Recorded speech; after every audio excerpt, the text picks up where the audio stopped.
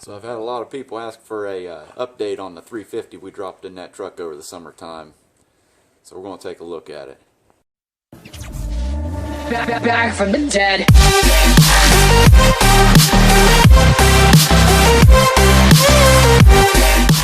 So before we go out and take a look at the motor, I want to go over a few things that I didn't really touch a whole lot of base on the last video. It's about stuff that you're going to need if you're swapping to a bigger motor. In this case, I went from a 305 up to a 350, and a lot of people do that just to get more power and whatnot. 350 is a little more common than a 305.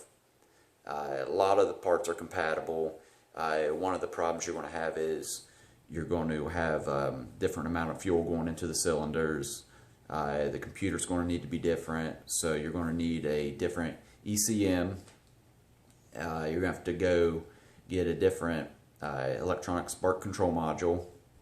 You're going to need bigger injectors, so just 350 injectors, and a 350 knock sensor, just things like that. And you could get most of those out of a junkyard. That's what I did. Just go there and tell them you need, give them the year of the vehicle, say it's got a 5.7 or a 350, same thing. 9 times out of 10 they'll have it. And then you just basically swap that stuff with the originals. And what I'll do is I'll show you on the motor what it is and where it is.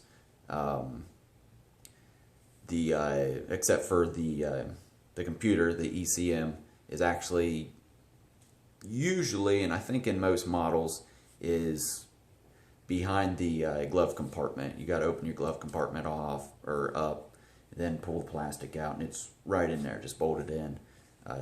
Unplug it, plug new one in, bolt it back in, you're good to go. Another thing you might want to do is buy either a new set of headers or exhaust manifolds, whichever you prefer, because the original is going to be so rusty that you're probably going to snap the bolts off, and you probably won't even be able to get them out anyway. So it's you might as well just get a new set. But let's go take a look out there and see what the motor looks like, and we'll go from there. So here's how she's looking in there. You can see it got the, went ahead and went with the headers. Kind of a tight fit, but they will fit. I can't remember if I got these off of Amazon or eBay, but they haven't cracked, had any problems with them. I only put 4,000 miles on it thus far. Used it as a daily driver for a while. Haven't had any problems at all. One problem you'll have, though, as far as fitment, is your typical exhaust manifold. Usually, where you bolt them in comes out to about here. So obviously, your bracket for the power steering doesn't fit right. So we basically just cut it off right here, and then you can kind of see down in. It's kind of hard to tell, sorry about that. You can see we just ran a spacer from there to here, and then just ran it through, and it holds it just fine and everything. You got to get a little creative on that. But as far as the stuff that you got to use or swap over to get a 350 to work in your truck, if you're going from a 305, is the electronic spark control module, which you can kind of see. Well, let me get a different angle. Which is this piece right on top here. You'll actually have a plug that goes into it, and you're going to need to swap that if you go from a 305 to a 350.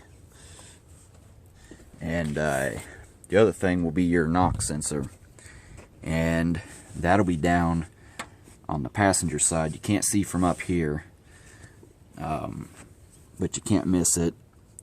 It'll be on your passenger side all the way on the bottom of the block. It's the only thing you got down there. But the fuel injectors, they basically, you got 2 of them. They just go right in the top of your throttle body. Pretty straightforward. You'll need to swap those too.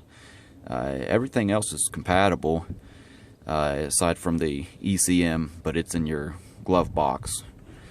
Unplug, plug the new one in, plug it back in, that's it.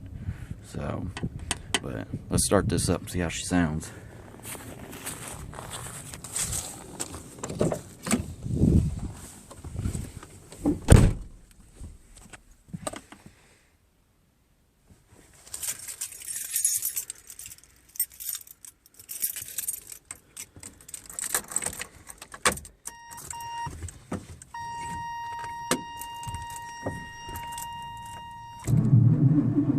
cold start.